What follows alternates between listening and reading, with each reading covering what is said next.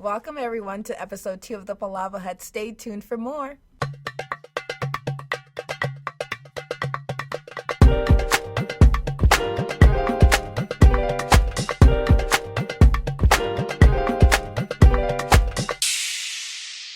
Welcome to the Palava Hut. This is episode 2, and I'm Hawa. I'm Richland. I'm Melissa. And this is the Palava Hut, episode 2. And we got such great feedback last week about episode 1, so we wanted to give a big shout out and thank you to everyone that reached out to us, that sent us really nice messages with great feedback and support. So we really appreciate all the great criticism, but also like supportive words that we received about the podcast. And so now that we're famous, we just want to let you guys know. And thanks for being respectful too. It means a lot. This is our first time doing this, so we're really nervous, but at the same time we have so many ideas that we want to share with you guys, so it really means a lot to us. Yeah, and I also want everyone to know that, hey, we're learning. So as my pastors would say, we're building the plane and we're flying it at the same time. So things are going to work and some things are not going to work, but stay tuned because we're just growing and progressing each and every episode, okay? So stay tuned for more. I can't talk. Okay, each week we're going to start the episode with an icebreaker question. And this week, Howard and Richland, what are your favorite songs? Oh, okay. So there's this song called BM Wind It Slow. I'm like, it's a reggae song? I think it's a reggae song. Africans? Honestly, I do not even know. This is what happened. I was on Facebook and I saw this thing that said, learn how to whine. So I just clicked on it and I saw this girl whining and I heard the song. I'm like, man, this is a great song. You should listen to Broke Off Your Back too. I think it's by Koshan. Oh, I do like that song. That's also a good song. I'm learning how to break off my back, but it's whoa there. It's a struggle. Yeah, I like that song too. How? What about you? Well, the song I'm listening to right now on repeat is Controller by Drake. Oh gosh. I love you, Drake. As he listens. Oh. Drake, so Drake, if you're out there. Ever since she went to his concerts, like Drake everything. Literally. I mean, before the concert. Sure. I never really liked Drake. It was a rocky road to this point. Didn't you tell me that you couldn't stand the way Drake sounded when he...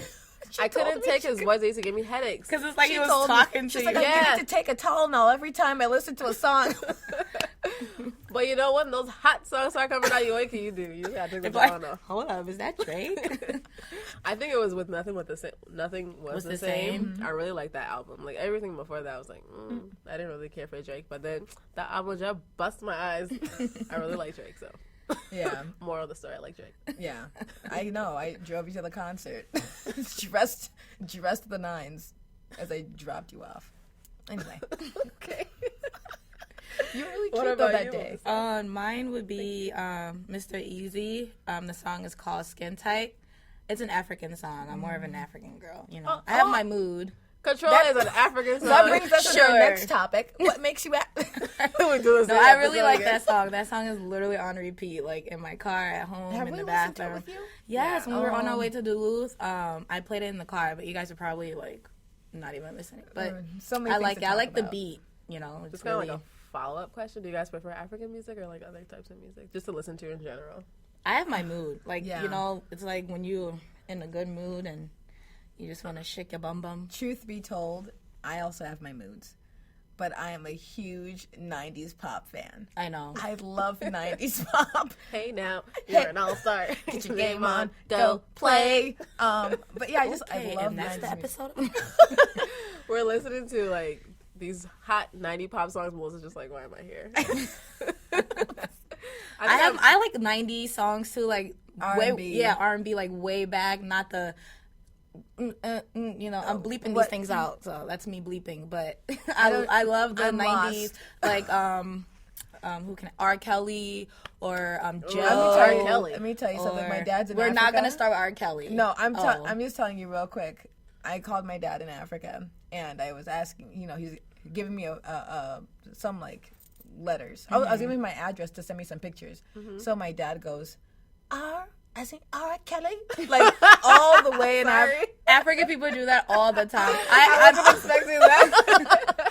That's what I'm doing that too as I grow. I'm like rabbit, and I see Nancy, and I see Alfred. R. Kelly. That's literally where I knew R. Kelly was a huge star. Wow. He is. That's like Michael Jackson, R. Kelly are like R. Kelly is like known. a child molester, but that's another story. He's dating her 19-year-old now, but anyway, She's that's another legal. story for another time. She's legal. That's so creepy. Anyway. I mean, what That actually about brings us into our next topic. I'm about to say, what about Kylie and what's his name? Tyga? Yeah. Oh, jeez. But anyways, Anyway, the girl's legal now. She just turned 19, right? Fresh. Freshly she was legal. legal at 18. She was legal at 16. Anyway. Sorry. Anyway. Shots fired. All right. So, that's going to lead us into our next topic of discussion here, which is called Black Girl Magic. It's basically to highlight Black women who are actually killing it out here. So I'd like to start off with the Olympics, ladies. Yes. Okay? Olympics. I mean, I don't know about you, but I just feel so happy and proud to be Black. There's so many different things happening right now. So many melanin. Melanin. Most of melanin. Melanin popping. This was on our trip to Duluth. Melissa could not say melanin. Melanin. We are Millennium. Millennium's poppins. Millennial. No, but yeah. Yeah. What? Shout out to them. They're doing amazing job. We're really proud. Your hard work is paying off. It really is. We see it. You guys, you're amazing. Continue. Yeah, especially, not just the American people, the American Black women. So, they're awesome. Simone Manuel, Simone Biles, Serena Williams. All those women are awesome and they're doing great things. But all the Black women in the Olympics, from all over the world, it's really, inspiring to see, these powerhouses of women, just out here getting medals, breaking Not just records. any. Go, baby, go. Breaking records. Oh my God.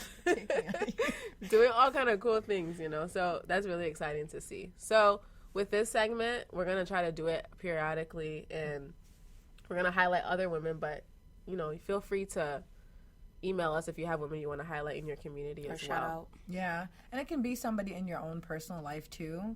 So it doesn't have to just be anyone that's famous. We talked about our family last time who, really supported us, and this is why we're doing the Palava Hut and all these different things. So, shout out for the moms, the uncles, the aunts who are over there slaving away. And also shout out, back to the Olympics, I want to shout out Liberia and the Liberian athletes. Liberia, hill.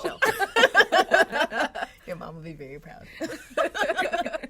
No, Emmanuel Matadi. Okay, sorry. I used to live in Matadi. I said, how? You really said that I know, smooth. wow. And then Miriam Kroma. So, shout out to you guys for supporting our country and doing so well, Putting the country on your back. On your literal back. But it's actually cool because, to be Liberian and to see people who are actually, striving for success, but who are actually, I want to say competing at their fullest, because a lot of times people don't use their full potential. They don't have to be number one, but the fact that you're seeing somebody with a Liberian flag, we come from the same place, doing something, it just gives you that extra push inside of yourself to believe that you can do it too. So thank you for those of you in the Olympics, Liberian, also Black. Thank you, because you really are setting the example, setting the standard up high. So we appreciate you and we support you every step of the way. Representation matters. And Emmanuel Matadi, the guy's from Minnesota, so it's I know. It's even closer to home. I think he went, I was going to Went say to he went to Mankato. Mankato. Yeah. So that's really cool. I heard, well, maybe I was tripping, but I heard there was, I don't know, I was trying to figure out a way that I could support him, but I just There was a GoFundMe, I think, for him that was there? made. I think it was for both of them, right? I wonder if we can But still his picture donate was to on it. it. Yeah, his picture. We'll look into that for next episode to see if there's a way that we can actually support, because it's great to talk about it, but if you're not putting your resources, if there's not time that you can donate, at least try to donate some finance, part so of your go finances. donate. Help him out. So we'll get more information, so stay tuned for next episode to get more details. Mm-hmm. Hopefully it'll still be up. Yeah. But if it's not, I'm sure you can just email him and say, hey, I have $20. I'm kidding. Who will say no to that? That leads into the topic for today, social media. Melissa must have something juicy. I do, but I'm going to...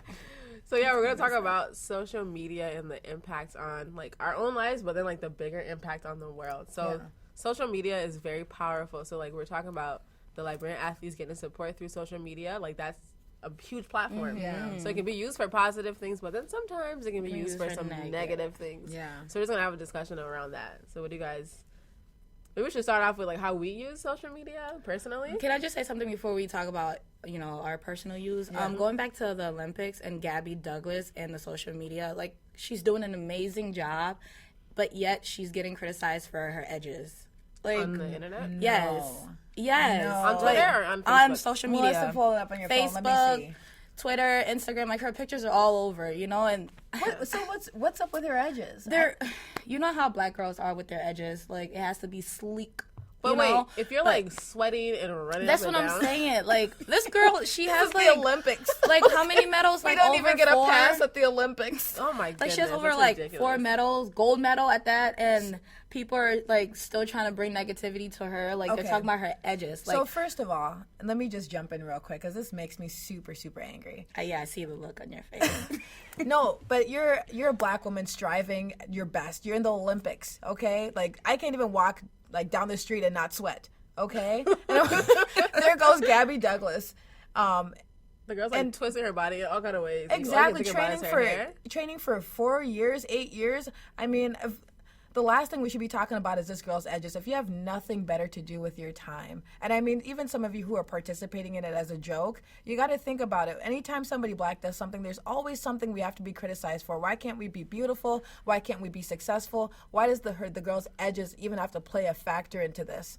You know, I mean, wasn't there like another topic of conversation where she didn't place her hand on her heart when the national anthem was going? I mean, just, oh my gosh, we can't. Let's cut these black women a break for one moment. Cut these black women a break. Leave It's them like out of we your build each conversation. other up, and then we're the same people that tear each other down. Like, she's over there sweating, you guys. Her edges, I'm sure when you're, you know, running, your edges is not going to be sleek. But it shouldn't and that's even the be a topic last thing that should conversation. be, you know, talked about. Like you said, like, come on. But why Melissa, can't, it's like why me can't seeing you women- outside, knowing you have like a couple kids, and not seeing you at your best, and being like, oh my gosh, that girl, she had a hat on, she had a sweats on. You know, you have 2 kids, you're taking care of business. It's the same thing. This woman is. Anyway. The thing that makes me mad is that that's even a topic of conversation. You know, it's just, it kind of feels like, can this woman just be great outside of? I mean, all women. I think all women get criticized for how they're dressed and how they look and everything and their hair and blah blah blah. But it's like on such a grand scale, especially she's a black woman, and we don't see black women in such places all the time. So for one black woman or a couple to be up there, and then the first thing we talk about is the same thing happened last time at the Olympics. They say her weave was whack Messed that up, last time yeah. she was in the Olympics and all this stuff. Now it's her edges. It's just like, okay. And we get it. Like, to black women, to us, hair Well, is you like, sweaty. How can your edges be slick? like, hair is like our thing. If you can make it to the Olympics, you can carry some edge control. I'm kidding. There's no edge control that strong. I don't know. I don't know. I don't it. think so either, because I feel like when you're sweating, you're running, you're, you know, doing all of those But really, flexible things. but I like, mean, how when are I you? think about it though, if you are really training for such a, like, this is a world stage, you're training. You know, it's not like, oh, I'm just gonna go to the gym today and, you know, I'll work it out when I get there. No, you're training day in and day out. So like the last thing on your mind is your hair. You know, why can't black women's hair have all these unrealistic It's always standards? a topic of conversation. Yeah, it's unrealistic standards where it's like, okay, when I'm training for the freaking Olympics, I'm not thinking about my hair. Even if I am, my hair is fine anyway. I put it. You're just gonna have to look at it. And that's what it is. Yeah, I think, you know, just kind of wrapping up this topic here. With black women, Wrapping it up. Oh, I'm sorry. Just wrapping it up, Melissa, for you. I'm kidding. Go. But what I'm saying is, you know, your hair is. We know black women, we care about our hair, but at the same time, when we're actually doing something great, like, kind of limit the jokes about the girl's edges. It's not even that serious, and if it's a topic of conversation, you're probably not doing anything yourself. Because people who are really up to something, that's not a topic of conversation that you're bringing up as the little girl's edges. I mean, it kind of hurts me, you know, because I see I'm just kidding. Did I say the grown woman? But I think about my own sister. You know, she's really active in sports, and God forbid, you know, she was on the big screen, and somebody's talking about her edges. You know, it's just about respectability. It is. You know, like people just want you to look a certain way, be a certain way, put up this image, and it's just like, oh my goodness, all these standards that are sometimes like unrealistic. And I just want to read a quote that she, or a statement she made. She said, "Did I choose my hair texture? No. I'm grateful for having this hair on my head." So it's like, just so graceful, dude. Right, like, Respectful, dude. why is that even a topic? We should be cheering her on, whether her hair is, laid or not, Yeah. And social media, when it's used in this way, is... Okay, I guess I have two thoughts on this, right? Yeah. My one thought is, if you're being bullied online, like, turn off the computer. But my other thought is, it shouldn't even happen. Why are you using social media to, like, be so negative to other people? Especially when it's a celebrity, because everyone has a comment. Yeah. But, like, on like a more, normal level where we're not celebrities, but people use it to do the same thing in our communities. Yeah. But to other people, and people comment still, and they do the same thing, and they clown people, and they think it's a joke, but that stuff is up there forever. So even if the person does turn off their screen, someone else is going to see it. Yeah. And that just kind of rubs me the wrong way. Going back to what you said about celebrities and normal people comment, not to say they're not normal, but, commenting. Like, how do you have that much time in your day to go under someone's picture and comment something negative? Like, You mean to celebrities? Or yeah, to celebrities, or just sometimes it's like throwing shade at someone, like, oh, you're cute, but that shirt, or, just something like, it's like, how do you have time to do that in your day? You should be so busy with your life that you don't have time to comment on someone's picture and say something negative. And sometimes it's not even about because what does it take, like 1 second to click on someone's picture and type something? Yeah. It doesn't take. It only takes like a second, maybe 3. But what I was gonna say is, for you to even take the time to type something out of your day, you should be considering what you're up to. So I think you're right, Melissa. Like, how do you have that? How do you have that time? Like, why is that your focus to go comment something, especially if it's not positive or moving someone forward? And I think that's also something in our community too. We have so many people that are doing a lot of things, but when it comes to negativity, and it's very well known in our community, negativity. In certain cases, because certain people don't have that filter. And I think I don't know, maybe it's like over the years, maybe we're just being more, we're absorbing more of that negativity and we're seeing it more. But sometimes it's hard to even congratulate a friend who got a job without somebody, I don't know how she got that job, She applied, she interviewed, and they liked her. So when you guys use social media, do you use it to share a lot of things, or are you more private? Like, how do you use it? For me, I use social media.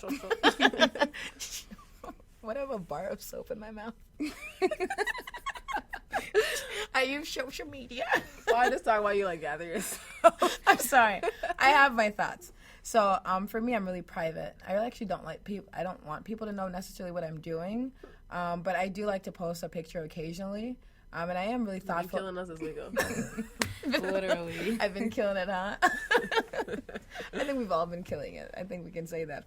But I take my time because I'm really careful about when I'm posting and what I'm putting out there, because I don't want to put up this front that everything's great, peaches and cream in my life, but I also don't want to portray like everything's negative either. So for me, I just rather keep certain things private.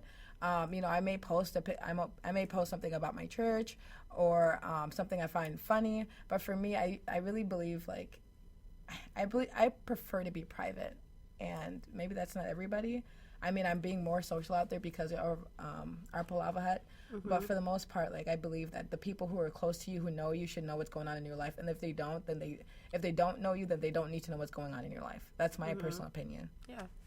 I agree with you. I think I'm private to an extent as far as posting or making statuses. Yeah. Oh, yeah. I haven't made a status. Yeah, I haven't made a status since high school, I think, or freshman year in college. I made one except for July. Now that, the Palava hut, I'm, The Palava hut, what? Sorry. I'm telling people to, Go listen. listen, but I don't feel the need to post a status, oh, I just got a new job, or, oh, I'm down today, or that's just me. I share it with people who I feel like has been there with me through this journey. Like, oh, I'm looking for a job. It's very tough. If I do get a job, I'm like, oh my gosh, I got to text them and tell them. I don't feel the need to post or make a status on Facebook. That's just me. I'd rather post pictures than write stuff. That's just me. And I've learned through the years, I used to do that on Twitter a lot when Twitter was popping. I mean, it's still popping for others, but for me, I don't really go on Twitter to tweet. But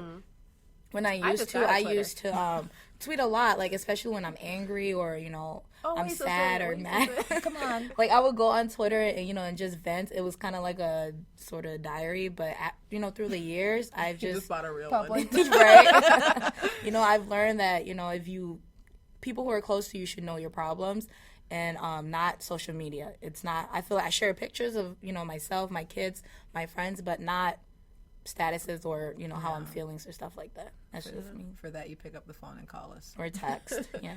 I think for me personally, I am private, but in defense of people who aren't private, good girl. I think. Like, I know for me, my family's on Facebook, so, like, my aunts and uncles and all the people in Africa and America who I don't really see often. So sometimes it might just be easier to, like, post something to share with them, because then you don't have to, like, text every single person. Right. It's a mode of communication that's just one time. Mm-hmm. You make a status, you post a picture with a status, whatever, and, like, everyone can see it potentially. Whereas you have to go individually. Mm-hmm. I know for my family, we just have a family group, and they just post things there. Say that. That's easy, but not everybody has that. So sometimes it is easier to just post things on your wall. For me personally, I'm just like kind of like paranoid. I just don't, because I know, like, I'm friends with a lot of people I went to high school with, college, like elementary school.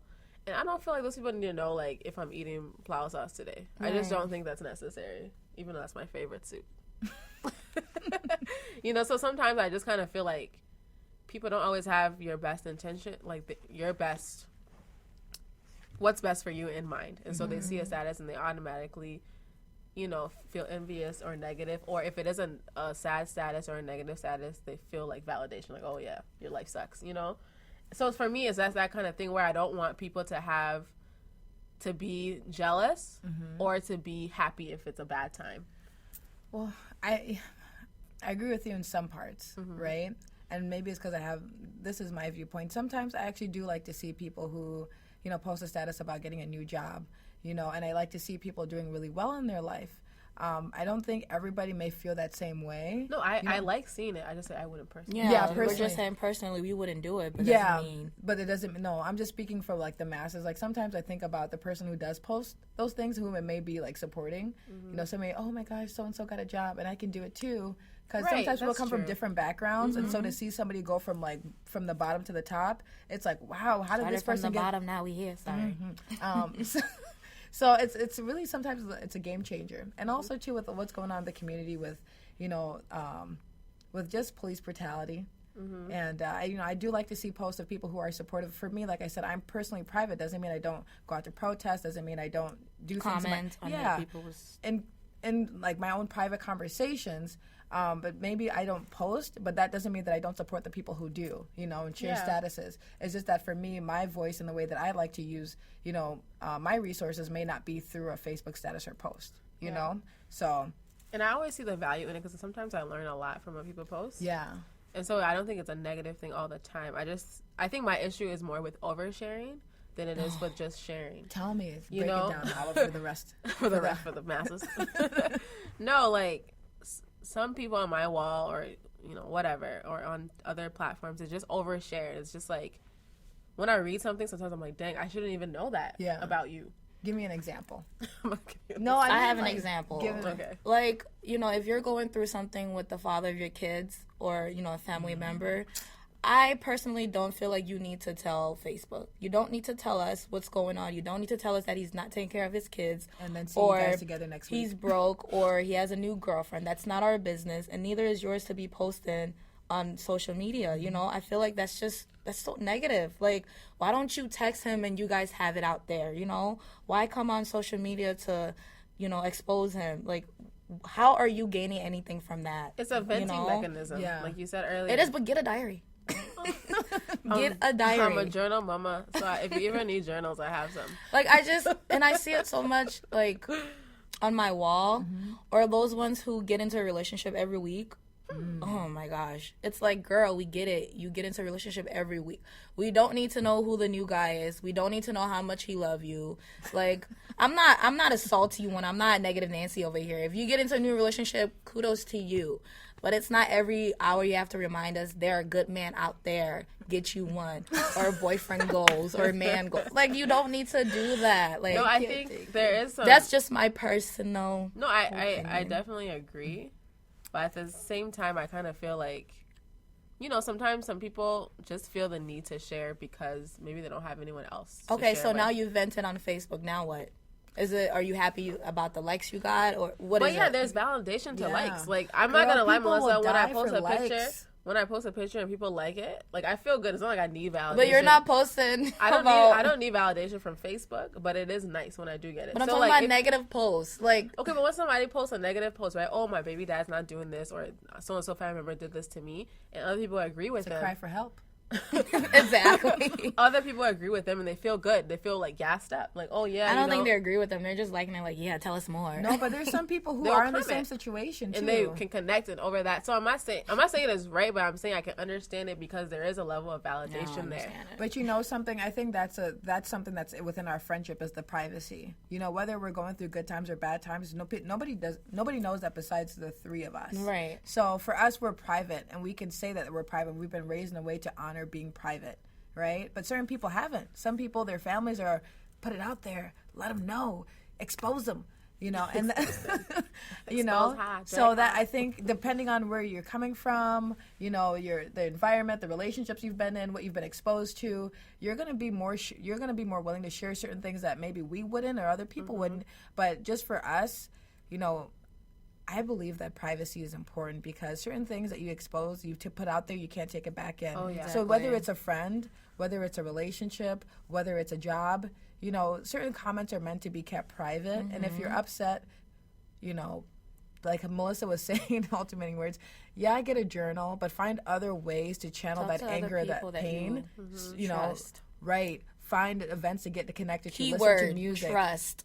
But find something that's an outlet for you, because sometimes it's easy for people to be like, well, just keep it to yourself. And sometimes you do you do like that conversation on Facebook where people chime in. Maybe somebody may send you a personal message, but at the same time, don't rely on that, because those same people that are liking and sharing things with you may also be laughing behind your back, and that's what you don't know. They're screenshotting it and sending it to other people. That's the truth. And the thing is, like, I'm not gonna sit here and be like, oh, sit on my high and mighty horse. When people like post something and it's funny, I'm gonna like laugh. Right. Or screenshot. Like, sometimes, like, I like to think of myself as a good person. I think we all do. Not after this episode. But like, people take Facebook drama as a joke. Yeah. Like, I'm one of those people. If I see somebody, I do too. If I see somebody beefing with somebody else, I find it funny. Right. And so I'm not laughing with you in that moment. I'm not. I'm not, but it's like really. And I feel like a part of me feels bad. Like, man, this person shouldn't have shared that. But also, like, I'm getting a little bit of humor out of it. And that's not. I don't want that for you, even though it's giving me some joy. But I don't want that for you because it's not positive. It's well known in the Liberian community. Like, especially when friendships are over, it's like they go on Facebook to vent and tell, like, your dirtiest secrets or what, you did with Paul and John. And it's like, weren't you friends before this? Like, I don't understand how now you're not friends, that you're able to just, blurt out all the things that she did or, she didn't do. Like, that was once your friend. That was someone you call friend. I'm sure you guys hung out together, like, did things together. So how are you able to go on Facebook and then just I don't know, attack them? Like, I mean, it's like you said, it's humor to us because we're like, wow. It doesn't even show that person's character. It shows yours. It shows the type of person you are. It shows that you're not genuine and that from the beginning of the friendship that you had a motive, So. I don't know if I believe that. Like, they had a motive. Okay, they didn't have a motive. I'm gonna befriend them. I'm gonna learn all their secrets. Sometimes it is that, like, expose them. Because they probably heard things before and they're like, let me get to know her and actually hear the truth, Or people befriend through beef. That's how they befriend on Facebook, Maybe you're exposing me to people I've never. I'm exposing you to what I see on my timeline. Doesn't mean I associate myself with those people. I'm just exposing what I see on my timeline from day to day. Expose them. Okay, but. Thank you. I got it right, sister. I guess I'm uncomfortable with the thought that somebody would befriend somebody just to, like, expose them. Maybe I'm just naive and I'm living in, like, Wonderland. But, if a friendship is even started on genuine terms, I still don't think it's okay to, like, put the person on a blast. I just feel like that's not really that nice. And then sometimes I see people do that and then other people jump into it and say, oh, yeah. Then they expose that person as well. And then it's just like, it's a lot, you know. I think there's better ways to deal with it. If you really value that person's friendship, you wouldn't expose them on Even Facebook. if you guys are not friends anymore and someone asks you about it, just be like, it didn't work out, or, you know, I see her day today. You don't have to tell everyone what really happened, or if you have a beef with that person, you have a phone. They have a phone. I'm sure you have her number. Yeah, but when you have an audience, it's better. That's true. You might as well put a show on for them. You have an audience, it's better. It feels like you'd be a one-hit wonder, you know? No, some people are. I've seen a lot of hits. Real? No, it is. It's not like, I don't know. I think it's for show for one, but then I also think it's like some people get really hurt and they don't have any other healthy way to deal with that hurt, so they just feel like, okay, I need to expose this person. I don't know. I've had people hurt me. I don't go on Facebook to. Not everyone as strong as you, Melissa. No, it's not even being strong. I just don't have. I don't feel the need to go on Facebook and say what I've done for you, or, you know, what you've done in your life. Like, that's not my place. You know, everybody go through struggle in life. Like, why are you telling the next person, yeah, she used to stay at my place, she didn't have deodorant, she didn't have this, like why are you telling like, you know, like, that's, I don't know, that's just me.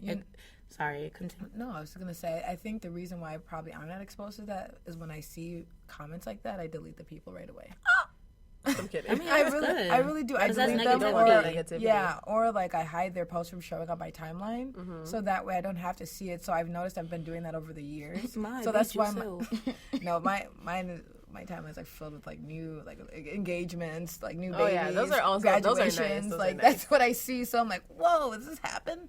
But now I see why. No, that's really nice. I think for me, my timeline was more like that, like right after high school. But I feel like people have grown up where they know better, because nothing comes out of you exposing somebody, because you're also exposing yourself. Yeah. You know, especially when you do relationships and they say, "Oh, the person did this," and that just makes you look kind of stupid. Because you stood there for all that, right? And now you wanna expose them. So now as people get older, I think I do see less of that, but it's still there. You know, people are still doing it. There's some people who, you know, it takes them a little bit longer to understand that sometimes this doesn't impact you. It impacts you as well. As much as you're exposing this person, you're also showing that you're not a loyal person in a way, you know. You can't be trusted. I don't care what new friendship. And if people actually feel the need to be like, yeah, expose her, and then they befriend you, it's like, do you honestly trust that person? After what you just seen, what they can do, you really want to be their friend, you know? That's how I look at it. Like, if you already exposed that person, I'll say hi, we can have a conversation, but there's no way that I'm going to be your friend or I want to be your friend. That's not going to happen, because I've seen what you've done in the past with your other friendships. So why would I want to put myself in that situation of, if we get into an argument, that you'll go post it on Facebook, or you'll go tell another girl, or, you know, another person what we did, or the fight we had. Like, why? Why put myself in that? And it goes back to, you know, your friendships, the type of person you keep around you, or people you keep around you. Right. That's true, Melissa. Well, you know, we've been talking a lot about Facebook, but there's other social medias out there. But I think Facebook is like the main one people use to vent and to do all these things. Because that's where you can write statuses. I mean, there is Twitter too, but I think Twitter isn't popping. To me, I feel like it wasn't like 3 or 4 years ago. Twitter, there was drama on Twitter too, but now it's more. It's more Facebook. I like Twitter because it's limiting.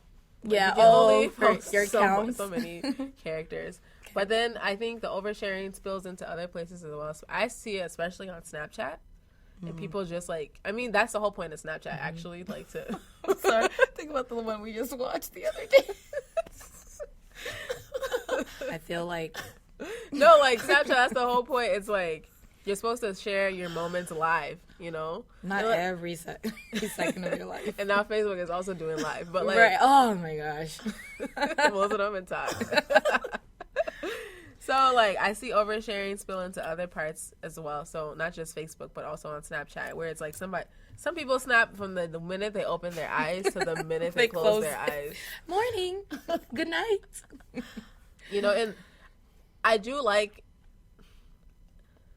like knowing what my friends are up to, but sometimes it's a little too much. Like, some people will snap from anywhere, and I'm just like, this seems like a family moment. This is very personal. This family drama. And they're snapping it. You know, so I just think just to be cognizant about, like, who's watching or who's looking or who's liking, and just know that sometimes people are not looking for your best interests, you know? Yeah. And also, too, you know, there are people who get discovered on Facebook. You know, Facebook, you know, for me, I enjoy Liberian comedy. You know, there's this girl named Mary Love, and I just love her videos on Facebook. I swear I live for them. They're so hilarious. So there's so many people who are doing amazing, positive things on there, too, that I think with the negative that we do have to bring out the positive. So I don't know about you guys, but what have you seen so far on Facebook? I remember there was a single mom who was a singer or is a singer, and she had 3 kids, and she just used to post, you know, videos of her singing, and she actually, you know, got a record deal. And now she's I don't know her name, but I think she's more on the countryside. But it was just viral. Like, everyone was just sharing it because it's like she's a great singer. Yeah. And the fact that she got found on Facebook and, you know, got signed and got a record deal, it was really, her story is really touching. Like, the way she, you know, explained about her being married, I think, 2 times and having three or 4 kids. I'm not really sure, you know, the main details, but I saw that it was going viral. So that was really, you know, a positive thing that happened on Facebook. I really understand, like, the impact of social media. So even with our own podcast, we use social media to, like, you know, get into contact with people, get our names out there. So, like, there are positive things about the internet or social media. It's a great platform to get your name out there. It's a great platform to share any cause you're for or any business you're in. So, like, there's definitely things that it's useful for, you know. So I know all the times when I see my friends who are up to new things, or they're sharing this, they're sharing that, or even sometimes it's just a funny video, you know. So there's, like, there are positive things on Facebook. I especially like the women who are just beating their faces. You ladies are beautiful. The makeup tutorials, I'll never... Oh, yeah, we didn't even talk about all the things you can learn on the internet. Really? Okay. Or how it can help you in your day-to-day life, like GoFundMe, you know. Oh, yeah. Or even, like, positive quotes people post. So I think those are important to highlight, too. So I think it's great you brought that up, Richland. So not to, like, focus all on the negative, but, like, I think sometimes that consumes us because we see it so much, you know. Like, you pick up your phone in the morning, you see, oh, the other person, you know what I mean? It's just, like, sometimes it becomes so much that I think, like, taking a brain break from social media sometimes is necessary, because it's like all these things, even if they're positive, just coming at you at once. Yeah, for me, it makes me feel like I'm shut in one room, you know, and sometimes, like you're saying, you just need to give yourself a break, whether it's just 24 to 48 hours. You know, I've tried it. It's amazing. It's like if you don't use your phone for a little bit of time, you start to realize that people are actually living life out here. Well, Melissa got a long break from Facebook. Yeah. How was that? You did. It was good, you know. Just to be looking at our phones. You know, I had other things, you know, to keep me occupied, so it was like Snapchat. I would send you guys snaps. I had Instagram, so it was nice, you know. And then to come back and see that Facebook, like, upgraded. There's live. Upgraded. You can call someone from Facebook. Like, there's so many things going on. When Melissa got her Facebook back, she would call me on Facebook all the time. I'm like, I really text her. I'm like, is everything okay? You keep calling me. I don't think you're trying to call me. I was like a grandma to Facebook. Like, you weren't the only one. I called, like, a bunch of people. My dad calls me from Africa on Facebook. Oh, well, people use it. My cousin, you know? Mamadi Fofana. And I'm calling his name because he can't speak English, and he's not going to be able to listen to this. He calls me every single day at 4 o'clock on Facebook. 4 p.m. Okay. And I don't answer because I don't speak Mandingo, so it's like, it's a useless conversation. It's a waste of my time. So I don't answer, and then he calls me at 4 o'clock, and my dad's at work, and so my dad would be the one who, like, would be able to answer, and we could all have a conversation. So I just don't answer. So sorry, Mamadi, if you can ever translate this to French or Mandingo, like, I hope you can listen. The next episode. So sorry. Why am I dying right now? The next episode, Mamadi call. So you talking about me? He sends an email. It's all in Mandingo. Is it pause? It's not pause. He's really smart.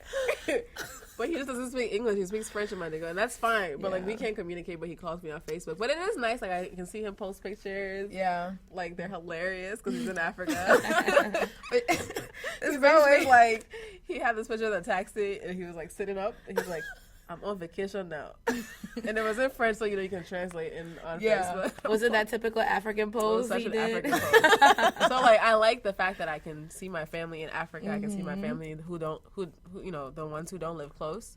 So I love social media for that, and just seeing updates on people's lives, like you said, engagements, babies, like all those things. It's are great really for nice. Communication. Yeah, and keeping in contact, because I think. Otherwise, like, people who went to high school, they probably wouldn't even know what they're up to without social media, I know, because this season, especially, a lot of our friends that we grew up with are just getting this. This is like the married season or engaged season right now. Engaged or married, except us. So I think, like, the positive things about Facebook, like, they're important, but that balance that we talked about, having, like, to see the positive, to see the negative, but also taking it with a grain of salt. Also, on that note, real quick, when people are keen on sharing positives, I really like to hear, like, a triumphant story. Like, this didn't work out so well. I was kind of struggling with this, but this is kind of how I overcame it. For me, I don't know, it paints a picture than just, like, the outcome. Everything's great. So I don't know about you guys, but for me, that, like, leaves me with a lot more in my day. Like, man, that's great. No, I think that's totally true, because sometimes people create this facade, I think, on Facebook that you can basically be whoever you want to be on the internet, except if somebody knows you in real life, they can expose you. But, like, you can be anybody on the internet. You can take pictures that make you look gorgeous. You can go on trips. You can do this. You can do that. 360. You can do a lot of things that can make your life look really awesome. And not saying that your life isn't awesome, but sometimes that's not the full picture. Yeah. So definitely, like you said, seeing a story that, shows the person's struggles, but also shows them overcoming it is a really great thing to see, because sometimes, I'm guilty of that too. I only post when I'm looking cute. I'm not, right. I'm not posting like before my dusty and after pictures. I'm not posting like the dusty pictures I took in my shout out to you if you do that. If that's how you roll, kudos to you. But the thing is, we don't know it's dusty. This is the best picture ever. No, but so you want to look nice on the internet, of course, but I think sometimes too, like, we're able to, create something that's not necessarily real, Like, even, I always give myself as an example, because I don't want to be like I'm on a high and mighty horse. But, like, I only Snapchat when I go somewhere fun. I'm not Snapchatting, now I'm in the classroom, and now I'm in the car going home. Like, that's not... But when I'm at the Drake concert, yeah! Or when we went on our trip to Chicago. Oh, yeah. I never snap. But when I do, I'm on a trip. So I think, like, I'm not saying I'm going to start snapping my day, but I think I can snap more. That's not just when just not the fun times when I go out, Maybe if you have something meaningful, meaningful to say. Yeah, I like Snap. I don't snap it as a story, but I send it to my, close friends, like, literally every day. I snap it to, my close friends, like, especially of the kids or, my son when he's making weird faces. The kids are beautiful. Snap. I like Snap. You like Snapchat? That's the moral of the story. I like Snapchat. That's how we end the show. I like Snapchat. Snapchat is great. But Instagram has the same thing now. You can do those. I don't like that. I feel like they're trying to be Snapchat so bad. Like, stay to be an Instagram. That's why. Stay in your lane. Stay in your lane. For me, I don't know. Maybe it's because I don't come for follow me. anybody, or nobody follows me on Instagram. It's so dry. I'm just. You have to follow the shade room. Like, you'll get so... Gosh, I don't need that much in my life. That stuff is too much sometimes. That's why I send it to you guys. That's how you keep up with the celebrities. No, I just feel like my own personal friends don't use Snapchat as much. And I'm not Snapchat, sorry. Instagram as much as before. So it's kind of boring. I use it once in a while. My Snapchat is boring. Or I would keep going back to Snapchat. My Instagram is okay. It's not popping, but... I had to remember my Instagram name. And my Twitter name.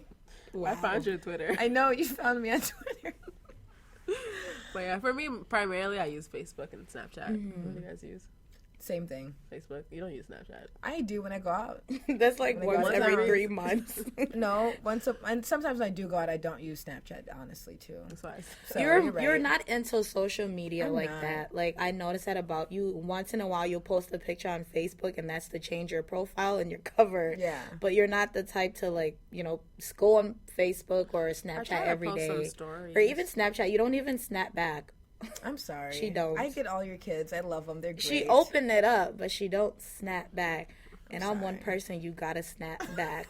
Snap back. And she wears a snapback. Well, do you guys have anything else to add about this topic? Social media, oversharing?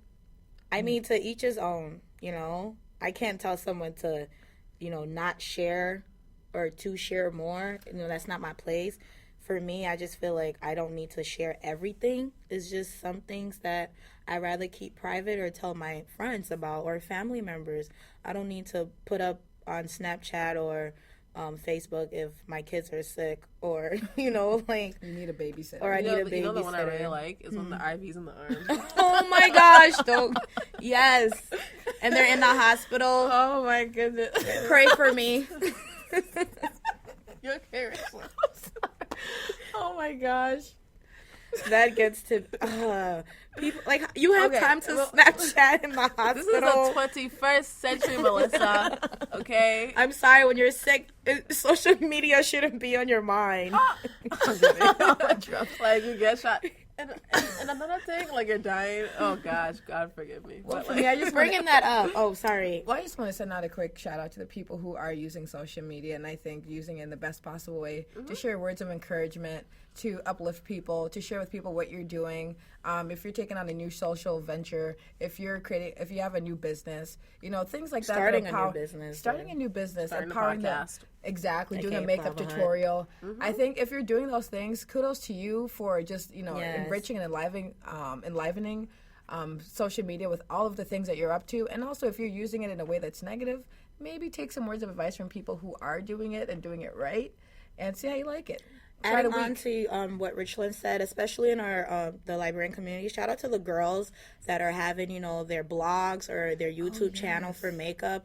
Like it's not easy, and you might get a lot of people, you know, that say negative stuff. But shout out to you guys. I see you guys out there. You know, you're striving to do something with your life. You know, it's hard, but you guys are working hard. So for the blogs, I don't want to say any names, but the blogs and the YouTube channels and the cooking channels and all of that. Shout out to you guys. Continue doing that, you know. Proud of you. Too. I think for me, the thing I would like to add for myself, but then also other people, just don't take it so seriously. It's the internet. You can just log off. And so you can literally just log off. You know the person with the IV in their arm. You don't have to take it so seriously. So if somebody doesn't like your picture, if somebody doesn't comment, you know, or if somebody says something that irritates you, you know, don't take it so seriously because it's not real life at the end of the day. Especially to our younger audience, you know, if you're under the age of 18 and you're still in high school, I know for you it seems like social media is your whole life right now, but that's not necessarily the case. So sometimes even you, especially you, should take a break from social media if you notice things are just kind of getting on more negative, because you're going to school the next day. It's tough. So surround yourself by doing different things other than being involved in social media all the time. And don't, you know, I know people look up to a lot of celebrities, you know, especially when they're at, like you said, the younger audience, and it's like you feel like you have to grow up so fast. Like, take your time and grow up. Like, don't feel the need to cake on makeup when you're going to, like, the 9th grade and you're going to second. First period. Right. Like, you don't need lashes. You don't need, like, take your time and grow. Go through that ugly phase like everybody else. Like, if you're passionate about makeup, you know, and that's what you like to do is put on the lashes. But then I'm that's saying to the ones that are younger who feel the need, like, oh my gosh, look at this girl. She's so gorgeous. Like, I want to be just like her, you know, especially us having younger siblings. Like, you know, you don't want them to grow up feeling like you're ugly without makeup, or, you know, you need to wear a tighter jeans, or, you know, a midriff, or, you know, you don't need to do all of that to be gorgeous. You're gorgeous. But I think for social media, you know, like, everyone looks cute. So that's what I'm saying. They look up to. There is a need to, like, kind of, you know, conform or to, you know, meet the standards. And it's, you know, sometimes it's unrealistic because filters will change the game. Yes. I've met some people unfiltered. And let's just say filters are great. So I think I totally agree with Melissa. Sometimes, you know, like Michelin said, if you're passionate about something, definitely pursue it. Yeah, definitely. But also, if you're 14, you probably don't need that much makeup. But that's just a thought. If you want it, you know, go ahead. If your parents I ain't your mama. If your parents are willing to buy it for you or allow you to wear, then that's not. I don't have a space to say anything after that. Right. Yeah, to each his own. Keep doing what you're doing. Yeah, just before you post anything, run it by a friend that you trust. Think about it on your own. Like, do I really want to say this? Is this going to have a good outcome? And then you can, proceed forward. And if you don't care, you don't care. Mm-hmm. Just do what you got to do. Do you. If it makes you feel comfortable, if you feel like sharing is okay, like a lot of sharing is okay, then go ahead and do that, So I think that wraps up segment 1. Yeah. Our hot topic. So we're going to transition into segment 2. Going to talk about our listener letter. So we're going to answer some of the questions we got. So thank you to everyone who sent us emails. That was really nice. Continue to send us questions about anything. So we're just going to read off one of our questions for this week. In this generation, African music is mostly done by Nigerian people, well, at least the ones people really know about. How do you guys think Liberians can make a name for themselves in African music? That's a great question. I think they're making a name. They're just starting small. Yeah, because there's a lot of them out there. Yeah, I think with social media being so, with social media now, anybody can be famous overnight. But I definitely can see the fact that Nigerians put a lot of work and effort into their music, and so everybody loves it. And your videos are hot when, the song is popping. So for Liberians, I think what we need is we need more producers, and we need to support our producers. We need to support our artists. Yeah, our artists in general, because a lot of times people want to do so many different things, but we do need people to produce, especially the music, because we have a lot of great Liberian music, but people may just not be aware of it.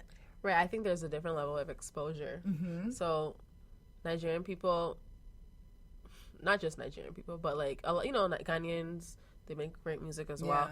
All Africans make good music, but the ones that are really popular, they have a lot more exposure, they have more backing, whether it's financially, whether it's good producers, whether it's great videos.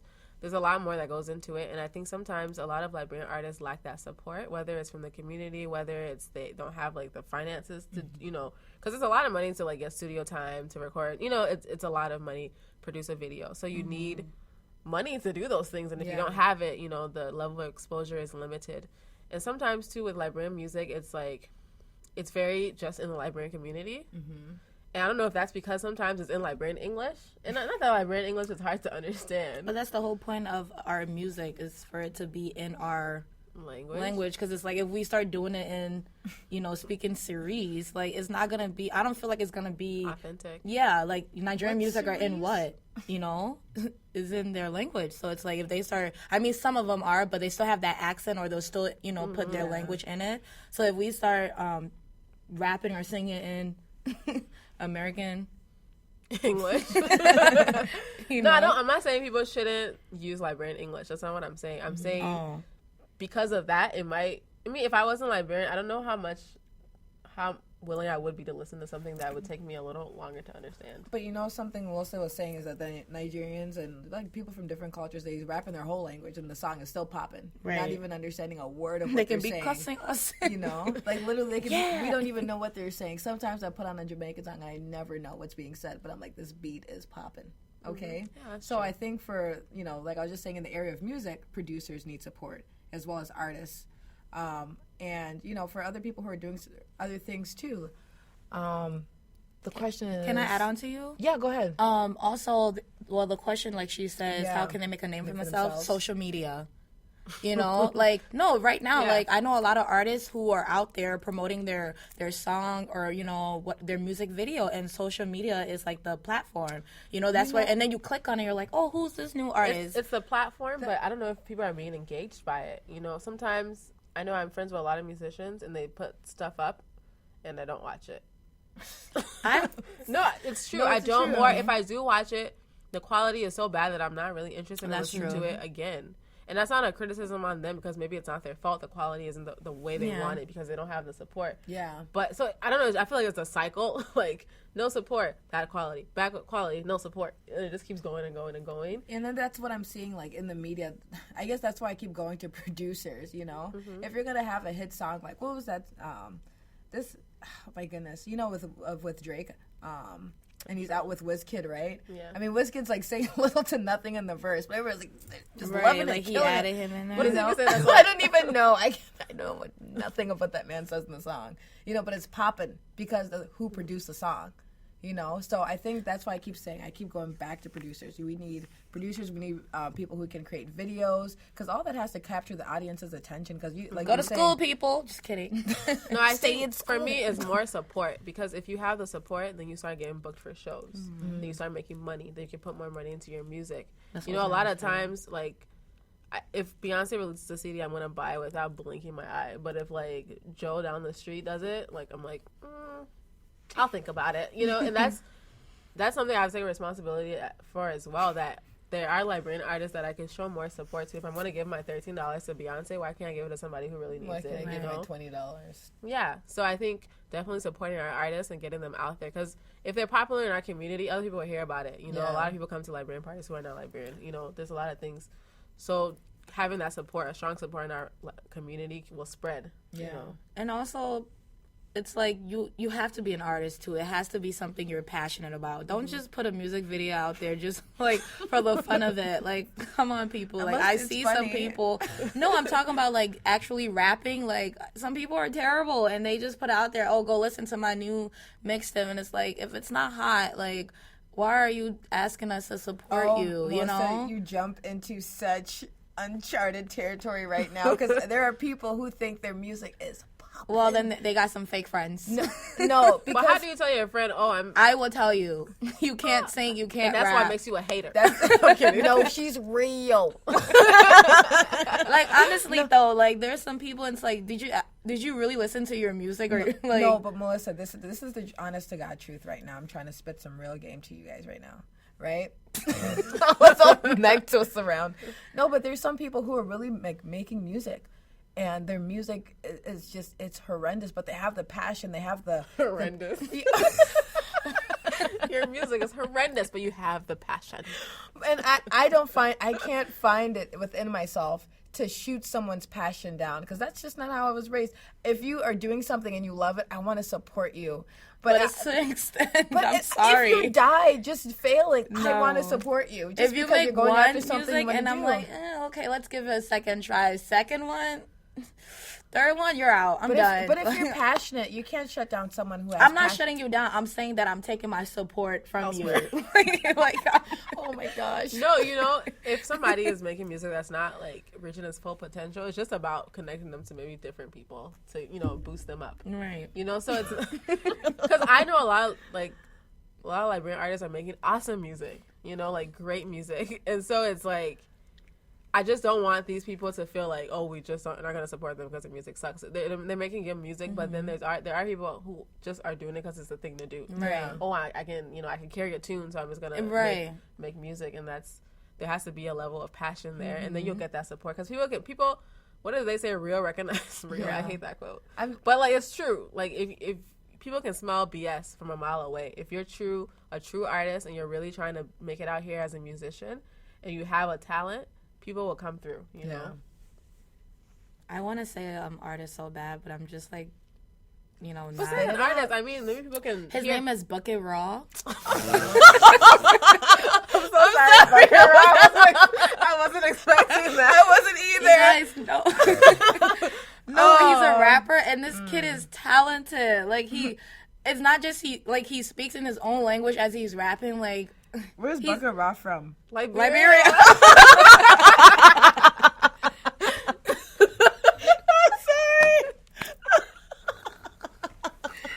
Wow, Richard. Bucket Raw. Where's he from? Where do you think? Canada. He's talented. Like, he honestly is. If you actually listen to think you sent me some yeah, of his send videos. it to you. Like, I think he's talented, and people's been sharing his videos on Facebook, and he's on YouTube. He's very talented. So it's like, you know, you have that passion, people are going to support you, you know? We know that we see you striving. We see you making, you know, various videos and putting it out. Not just a video once a year and then... Well, yeah, consistency is also a big you know, thing. If you're not putting music out consistently, that, you know, that passion... It kills it. People are like... They're going to think you're foolish. Yeah, they're going to think you're not serious. And so how can they really support you if you're not being consistent? Right. I mean, there's a lot of Liberian artists like Bucky Ryan and others who have the, I guess, how can Bucky Rao go from just being shared on Facebook to being like, you know, a big star, you know, and that just takes support. I feel like like you said, support and keep sharing, because the more we share, eventually, hopefully someone, you know, be like, man, this kid is talented, and, you know, it's his own thing. It's not like he's trying to be American or trying to be gangster. Like, he's actually rapping real life stories that happen, you know? Mm-hmm. So maybe an opportunity, and I'm going to take this on for myself, but instead of just kind of scrolling down people's Facebook posts, like, and just clicking on their videos and watching him and be like, wow, this is great. Like, actually hitting the like button. Yeah. Or like sending a comment that's positive about what they're doing. Mm-hmm. So being just aware when you're on social media, if somebody is doing something that's positive, especially for your community, sharing it, liking it, commenting on it. Do librarian artists have concerts? They perform at bigger. Sorry, it's a genuine question. They usually perform at bigger stars concerts. So there will be like the opener. Like, I think 2 weeks ago, Flavor was here, and a lot of librarian musicians, they were there. I mean, they were his opener, I guess. Okay. So it's mostly, and I don't know this. What's his name? There's this librarian artist, the one that that sang Basima Basima. Literally, I'm looking at Togar Howard. Yes. I remember during the LEA Award, it's the Librarian Entertainment Award, he performed there too. So mostly that man is hardworking. Oh my goodness. You know, that's also a really, like you talked about LEA, and that's like a great platform for librarian artists and creatives and other people in entertainment who can have, one, to be honored, and then two, to get more exposure. Right. So I think things like that really support librarian artists, and hopefully that can like transcend other communities, and they can be aware. Yeah. Mm-hmm. Oh, that's great. So I think that wraps up our question, right? Yeah. So if you guys have something to add. All right. So now we're going to move on to our call to action. Correct? Mm-hmm. All right. So since we talked about social media this week, we kind of want everyone all our listeners to take, and ourselves as well, we're going to pick a day and just take a social media break. You know, decide if you want to do a week, if you want to do a month, it's your business, but just start with a day, and just, don't go on Facebook, don't go on Snapchat, don't go on Instagram, don't go on any social media platform, don't check them, don't post to them, and just see how it goes, see what it feels like. Because I know sometimes for me, the first thing I do when I wake up in the morning is go on Facebook, and that's not healthy. Mm-hmm. Like, I need to start my day, like when I'm sitting on my phone for 50 minutes turns into 30 minutes turns to an hour, and then I'm late for work. Right. That's not good. So I think taking a break, like, let's try that as an experiment. Yeah. We can all try it and then report back next week and see how that goes. Yeah. I'm definitely down. Yeah, it's going to be hard, but I'll do it. Melissa's having withdrawals. Carrie has such a cute face. I must snap. But doesn't mean she can't take a picture. Like, you can take a picture on your phone, but then it'll be useless at that point. Right. It hasn't been shared. Useless. Save it as memories. Been shared. If it's not shared, it never happened. So we really encourage our listeners to do that and tell us how it is. And just real quick, as you're taking a break, maybe find something that you like to do. So for some, you may like to journal. For some, you may like to write music. For some, you may, like to paint, draw, whatever it is that you like to do. Kind of substitute that, that day for, that time. People always complain about not having enough time, but think about all the time that's just dumped into like social media. It's ridiculous. Definitely. Yeah, like I've literally spent an hour just scrolling when I could like be doing my hot homework. Or I'll spend hours on YouTube just watching makeup tutorial. I need to do that. So yeah, definitely do that and let us know how it goes. So feel free to find us on Facebook, Twitter, SoundCloud, iTunes. We are on iTunes and SoundCloud, so you can listen to us and share our podcast. And you can email us at thepalavahutpodcast@gmail.com. And we'll see you next week. Bye. Bye. Bye.